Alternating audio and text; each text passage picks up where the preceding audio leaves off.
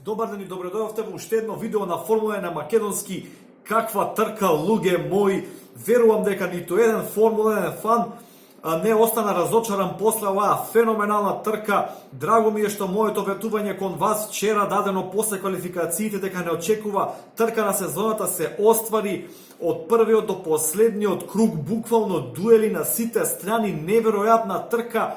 Прва победа за Red Bull сезонава, прва победа за Honda по враќањето во турбо хибрид ерата. Каква трка на Макс Верстапен по лошиот старт, кога загуби 5-6 позиции на самиот старт, болидот влезе во така наречениот anti-stale mode, оној компјутерски софтвер кој не дозволува болидот да изгаси по лош старт, значи по пребрзо испуштање на она рачното клачило кој го имаат возачите во Формула 1 на самиот волан.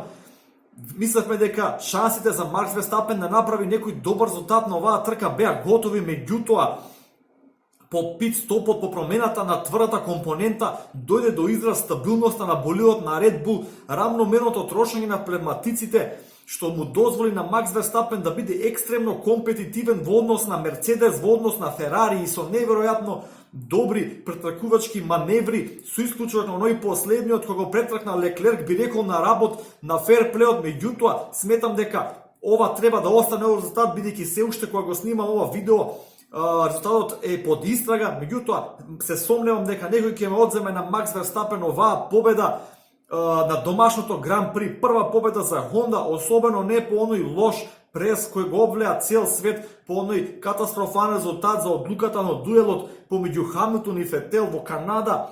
Феноменална трка, луѓе, браво, ова е тоа што му треба на Формула 1, вакви да се сите трки. Ајде, тоа е претерано, меѓутоа 2/3 од трките да се вакви, со дуели од првото до последното место, со дуели од прв до последен круг, крајна неизвестност, различни стратегии, периодично различни перформанси на болидите. Гледате каква разлика има во перформансите кога еден болид ќе промени плевматици, односно од меката до тврдата компонента и обратно. Многу водачи за истакнување, меѓутоа ајде да почнеме од почеток. Значи го напомена веќе лошиот старт на Макс Верстапен. Па Кими и Ландо Норис со одличен старт. Ландо во првиот свиок беше трети, буквално радост за сите навивачи на Мекларен ширум светот. Мекларен полека, но сигурно се враќа во игра. Па потоа Фетел ги помина и Ландо Норис и Кими Рајконен, па потоа Ландо Норис со Кими во дуел, па Кими со Газли. Видовме дека Газли со болидот на Red Bull не се снаоѓа баш најдобро и овој резултат на Макс Верстапен е буквално шамар за Газли, бидејќи тој заврши на далечното 7 место зад Ландо Норис со Мекларен. Така што одлични дуели во самиот почеток, во првите 10 на 15 круга. Исто така добар дуели помеѓу Магнусен и Албон, кој траеше неколку кругови со меѓусебно престигнување, пообрана на позициите, значи промена на позициите во неколку свиоци.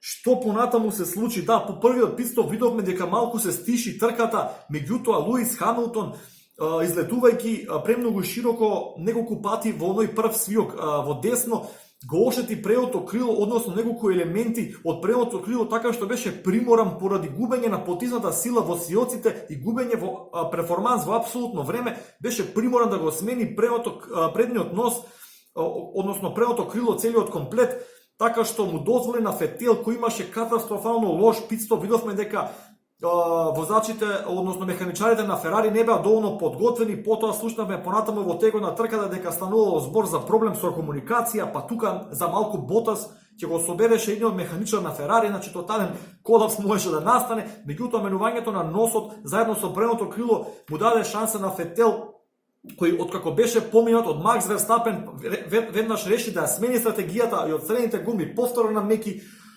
што пак повторно донесе возбуда кон крајот, кога Фетел имаше апсолутна надмогност во дуелот со Хамилтон и за малку, за половина круг и него престигна Валтери Боташ.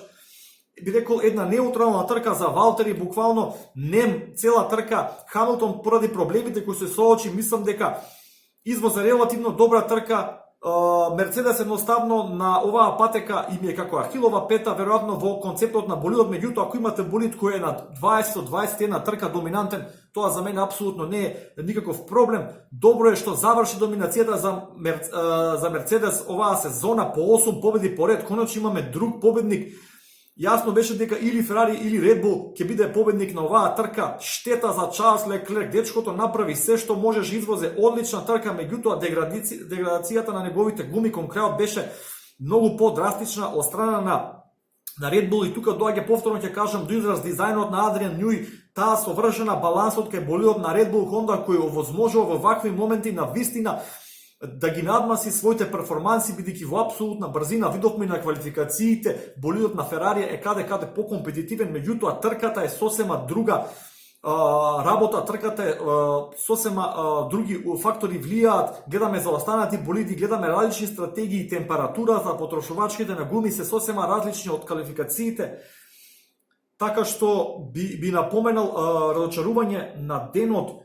Би рекол Пиер Гасли со болидот на Red Bull Honda не успеа да извади никаков перформанс. Одлично дотад за Мекларен, Ландо Норис повторно ќе спомнам 6, Карлос Сайнц 8 од 19 место, 11 позиции напред. Добар Кими Рейконен, стариот Кими во дуели не попушта, не дава, вади максимум од тој болид на Алфа Ромео.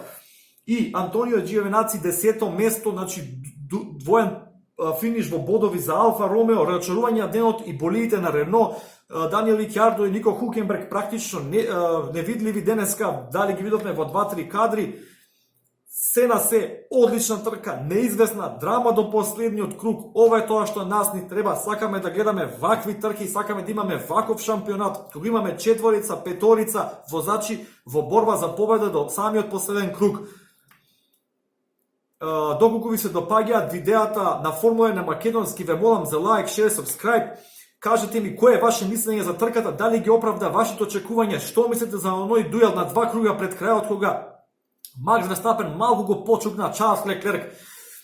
Што мислите, како ќе одговори Ферари на овој предизвик? Кој е за вас водач на денот? Искоментирате, споделете го видеото, доколку не сте се зачлениле, направете го тоа преку опцијата subscribe. И се гледаме следниот викенд, повторно се враќаме на каналот Формула на македонски со малку технички осврт, ќе правиме анализа на подовите кај Формула болидите, како ти функционираат и како влијаат врз целокупната аеродинамика кај болидите, така што во оној одмор помеѓу двете трки ќе имаме малку технички осврт. Уште еднаш ви благодарам што го следите каналот на Формула на македонски и се гледаме за следната трка. Поздрав!